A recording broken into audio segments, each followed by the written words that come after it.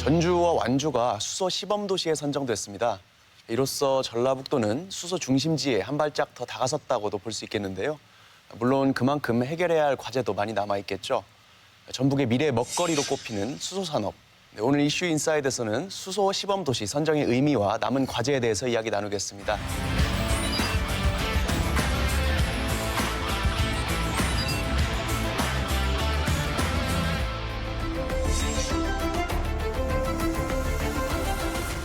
작년 연말에 기쁜 소식이겠죠. 선정이 됐습니다. 네. 아마 과장님과 센터장님이 애쓰셨을 덕분이라고 생각이 되는데요. 전주나 완주에서 어떤 일들이 일어나는 것인지 구체적으로 좀 알려주시면 좋겠습니다. 이제 사실 이번에는 거의 기적적으로 저희가 선정이 됐는데요. 네. 전국에 있는 그 자치 시하고 군을 하면 157개입니다. 157개에서 3개에 들어갔다는 거는 정말 획기적인 일인데 이제 저희들이 이번 정부가 가장 중점을 여겼던 게 주민들이 염려하는 수소 안전 문제. 맞습니다.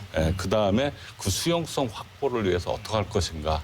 그래서 저희 전주하고 완주는 물론 기반 시설도 충분히 갖춰졌지만 이번 사업 계획서 내에다가 안전 관리를 어떻게 잘할 것인가. 그다음에 저 한옥마을에 1000만 인구가 지금 유동 인구가 있으니까 이걸 통해 가지고 정부의 시책을 충분히 홍보하겠다.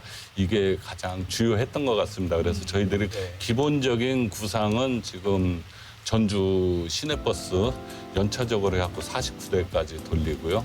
그다음에 지금 완주 아파트 400세대가 연료전지 발전을 통해서 전기가 들어가고 확장이 되면은 전주 아파트에 대해서 저희가 1000세대 이상을 수소 연료전지를 통해서 가정에 공급을 하겠다. 그래서 요 3년 사업뿐만 아니라 저희는 그 계획서에다 3년 후에 그 성과 활용을 어떻게 더 잘해서 확산시킬 건가도 계획서에다 딱 넣어놨어요.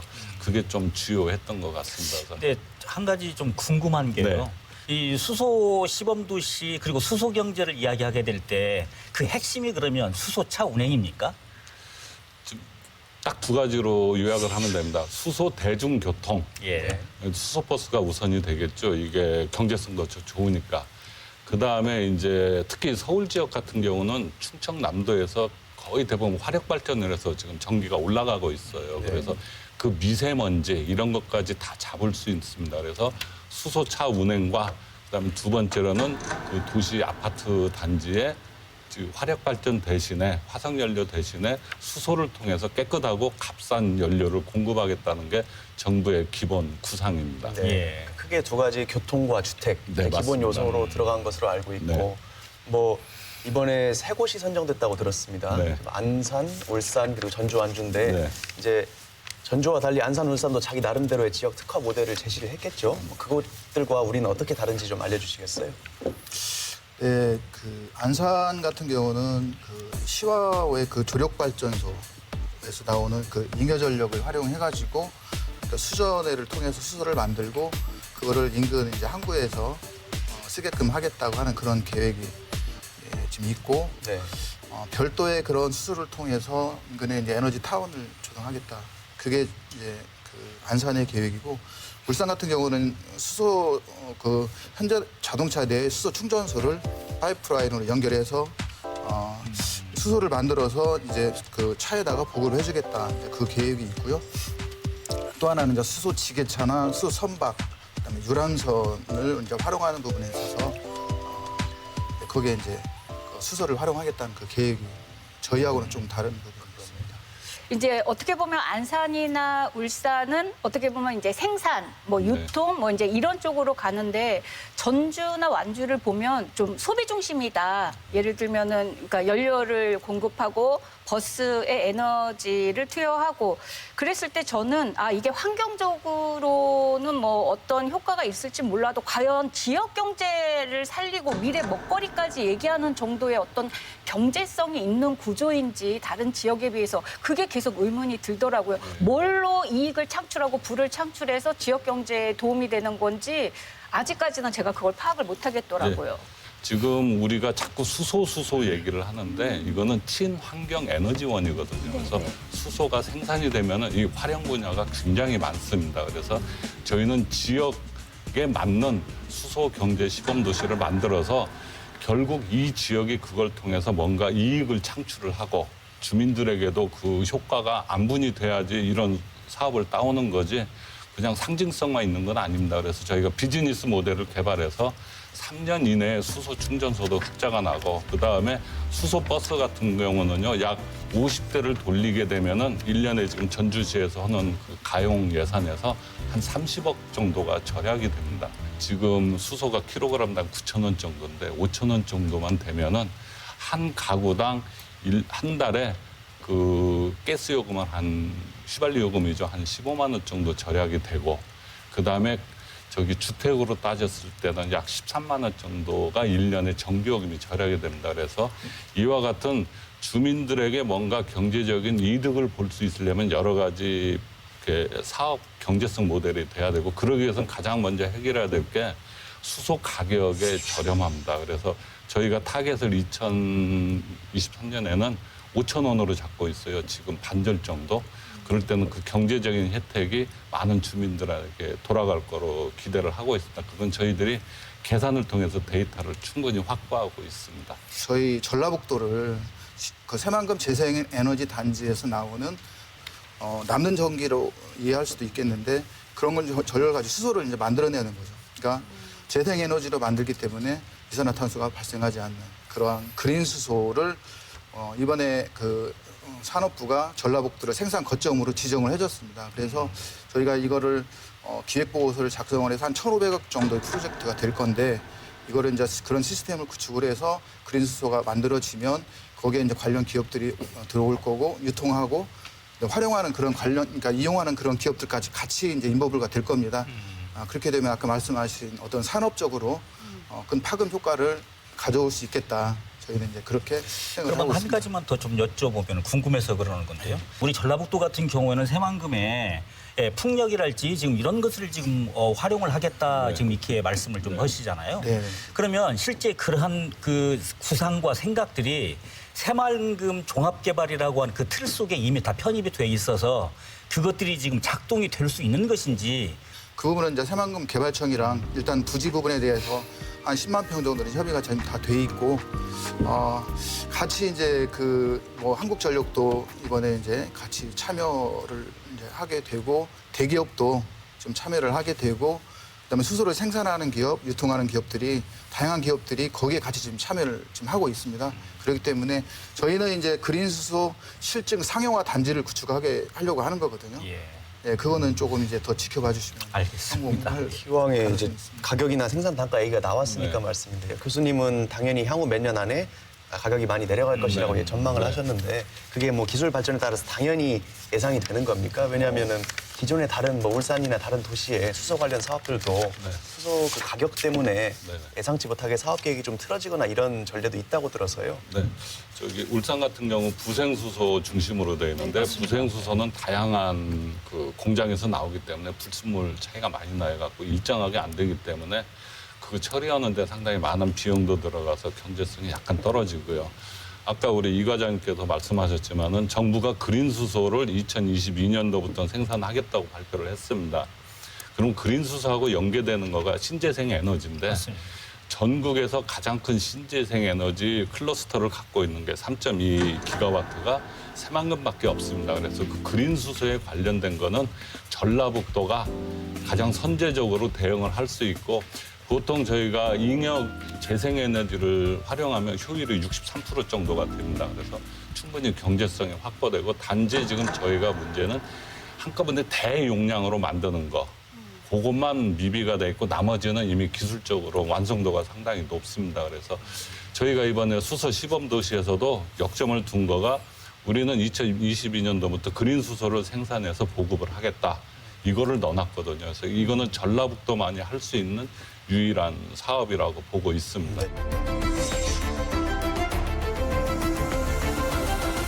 구체적인 사업 계획 중에 한옥마을의 뭐 홍보관을 구축해서 네. 한옥마을을 찾는 1,000만 명 이상 관광객에게 뭐 좋은 네. 이미지를 홍보하겠다 이런 네. 계획도 있는 것 같고 네. 뭐 셔틀버스를 한옥마을 내 운영한다든지 네. 전주 완주간 버스를 운영한다 이런 부분에 대해서 좀 이제 실효성 논란이 조금 있는 것 같아요. 기존의 교통 인프라나 기반들이 네. 많이 갖추어져 있지 않은 상태에서 백일몽 아니냐 네. 그런 지적도 있는 것 같던데 네. 어떻게 판단하십니까? 네.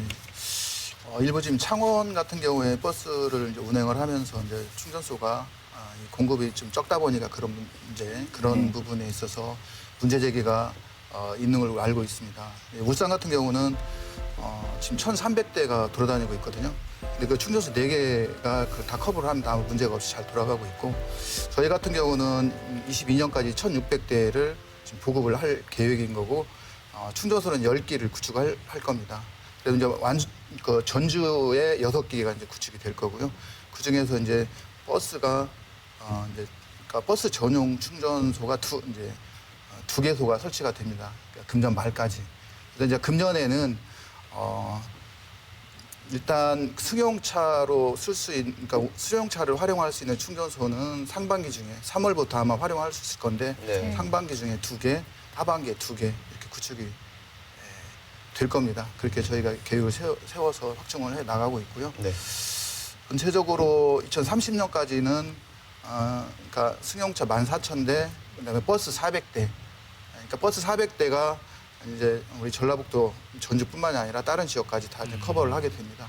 버스가 돌아다니면 14,400대가 돌아다니면 1년에 한 18만 명 정도의 그 사람들이 사용할 수 있는 공기를 정화를 할 수가 있고 네. 차이적 비용으로 한 210억 정도 연간 그런 절감 효과가 있는 걸로.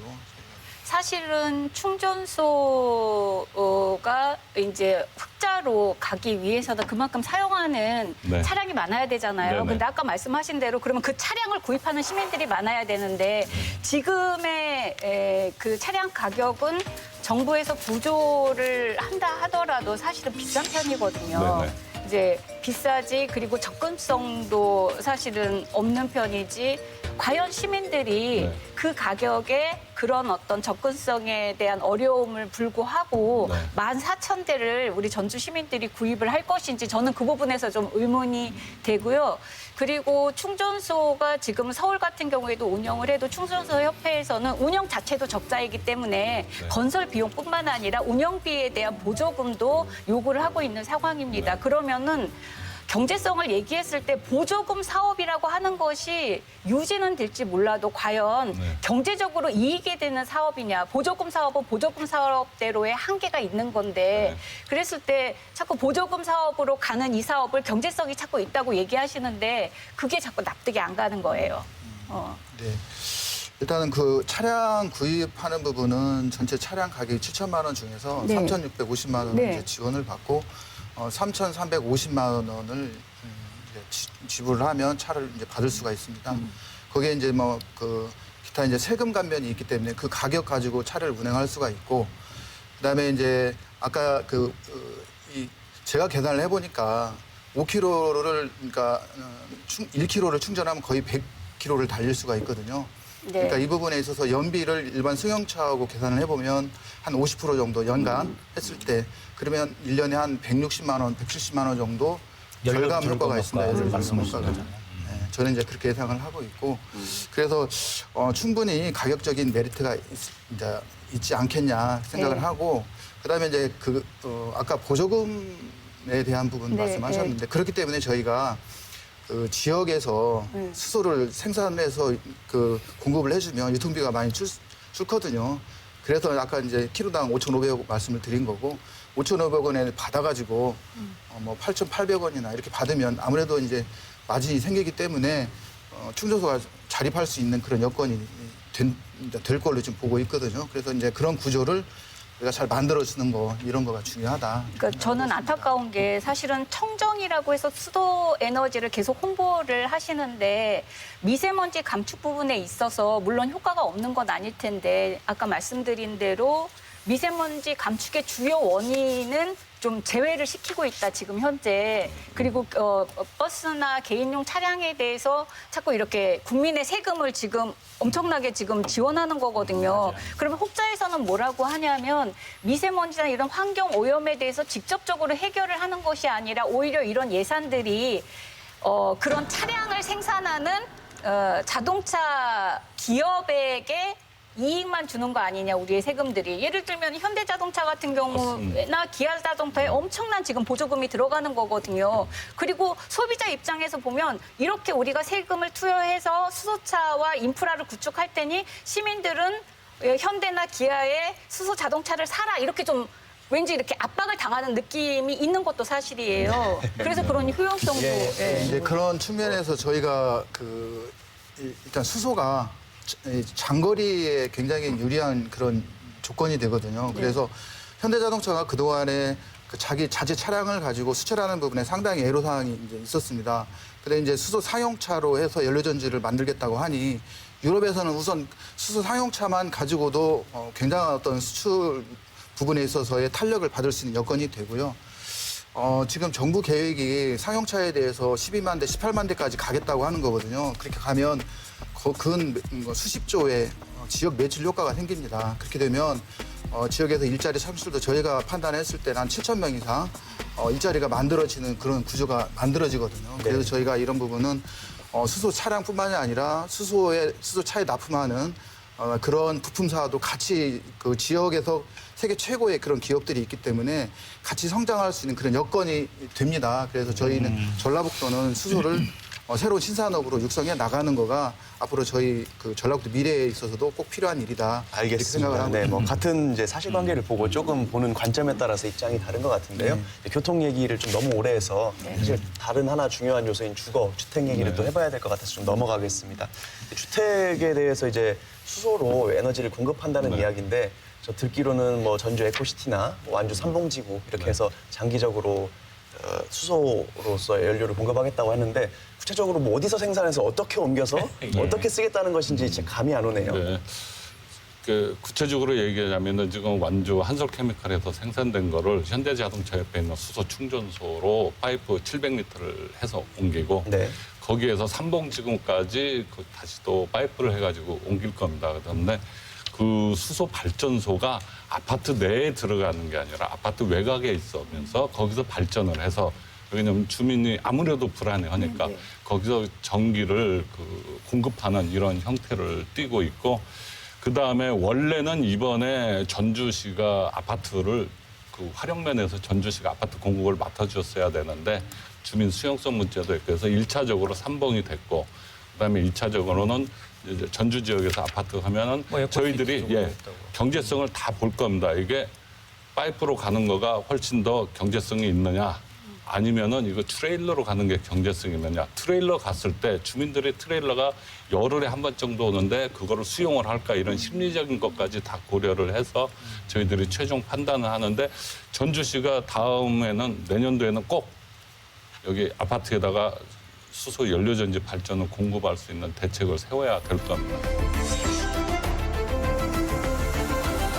네, 또 안전성 문제, 또 네. 수용성 문제 관련해서는 또 김민아 국장님이 또 할 말이 있으신 것 같아요. 네. 강릉이든 노르웨이든 네. 아니면은 이제 그 작년에 포스코 제철에서도 가스 폭발 네. 사고가 있었고 뭐 하여튼 수소가스 폭발 사고는 정말 비일비재한 거예요. 네. 근데 이제 이게 폭발의 위험성에 대한 부분이 너무 각인이 돼 있다 보니까 네. 시민들 입장에서는 수소하면 깨끗하다는 이미지보다는 네. 위험하다는 이미지가 너무 크고요. 네. 또 하나는 지금 전국적으로 한 14개 정도에서 발전시설, 수소 발전시설들이 건립이 되고 있는데 찬성하는 곳이 거의 없더라고요. 네. 다 지금 주민분들이 네. 건립을 다 반대하고 있어서 네. 뭐 미뤄지는데 허가가 안 나는데 그리고 뭐 전국으로 대책 협의회를 건설을 해서 조직적으로 막겠다는 움직임도 있어서 네. 과연 주거 지역의 에너지를 공급하는 데 있어서 주민들의 수용성이 과연 그 진행이 잘 될 건지 그것도 의구심이 들더라고요. 그 전에 사고가 났던 거는 실험실적으로 한번 테스트를 해보는 과정에서 사고가 난 거고 또 거기에 사용된 수소 저장 연구는 이미 사용하지 않는 1세대 그냥 쇠로 만드는 거. 저희는 지금 복합 재료로 만들기 때문에 아주 안전하다고 입증이 된 거고 그래서 그런 여러 가지 요인들이 있는데요. 그러나 최종적으로는 일단 화면에 폭발 장면이 나왔거든요. 네. 주민들이 그걸 인식하고 있어요. 네. 그거를 우리가 체험관이나 교육관을 통해서 이걸 우리가 풀어줘야지 우리가 아무리 안전하다고 얘기를 해도 쉽게 얘기해서 음식점이 아무리 맛있어도 내가 맛없으면 그 집 안 가거든요. 그러니까 그거는 저희들의 역할입니다. 그래서 수소는 저희가 중화학공업 육성을 통해 갖고 100년 이상 사용을 했고 전 세계적으로 수소 충전소나 수소 자동차에서 수소로 인한 폭발 사고는 아직까지 한 건이 없어서 안정은 입증이 됐으나 그러나 주민들이 그걸 불안해하면은 이거를 우리가 여러 가지 홍보 방법을 통해서 풀어주는 게 저희들 역할이라고 보고 있습니다. 약간은 그러니까 시간이 걸릴 겁니다. 기술적인 문제에 대해서는 그렇게 주장을 그렇죠. 하시니까 뭐 예. 충분히 뭐 납득이 네. 가지만 뭐 원전 사고도 마찬가지였지만 이 맞습니다. 수소 사고라고 하는 것도 사실 인재라고 하는 측면이 네, 네. 강하게 부각된다고 네. 한다면 네. 당연히 걱정할 수밖에 없는 것도 네. 사실이다. 뭐 이렇게 예, 볼 수밖에 맞습니다. 없지 않겠어요. 예. 예. 저희가 아마 전 세계에서 가장 강한 수소 안전 관리 규정을 만들어 가지고 그게 시행에 들어갈 겁니다. 예. 그러나 그래도 인재도 있으니까 그렇죠. 또 인력 교육 같은 것도 상당히 중요하겠죠. 저희가 전체를 다 포괄해서 보고 또 울산에서 여러 가지 문제점이 발견된 거는 저희들이 도입을 해서 그런 것들 해결하고 하면은 저희들이 가장 우수하게 빨리 전주 완주가 진행을 할 수 있을 것 같아요. 네, 전북의 수소산업 뭐뭐다 한 줄 총평 듣고 짧게 듣고 마치겠습니다. 간단하게 시작이 반이다. 시작이 반이다. 예. 전북의 수소 산업은 대한민국 그 수소 경제의 표준이다. 이렇게 생각하고 있습니다. 네. 그래도 수소 산업이다. 뭐 이렇게 이야기하도록 하겠습니다. 그 용두사미가 아니라 열매를 맺는 결실을 맺는 사업이길 바랍니다. 네. 예. 저희가 지난 방송 때 시범도시 선정되는지 지켜보겠다고 말씀드렸는데요. 이번에는 향후 3년 동안 사업 잘하시는지 지켜보겠습니다. 네. 네, 말씀 잘 들었습니다. 감사합니다. 수고하셨습니다. 감사합니다. 이슈 옥타곤에서는 다양한 사회 문제에 관한 제보를 받고 있습니다. 시청자 여러분의 많은 관심 부탁드립니다.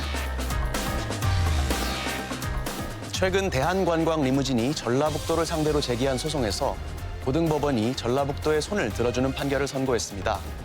인천공항 방면 노선의 대한관광 리무진의 무기한 한정 면허가 무효라는 판결이 바로 그것인데요. 아직 대법원의 판단이 남아있긴 하지만 법원이 대한관광 리무진의 독점 운행을 사실상 불허한 것이라는 평가가 나오고 있습니다. 사업의 법적 정당성 따지는 법리 다툼도 물론 중요하겠지만 그보다 먼저 생각해봐야 할 것은 제한된 노선으로 불편함을 느끼는 도민들의 생활이 아닐까요? 지금까지 이슈 옥타곤이었습니다. 감사합니다.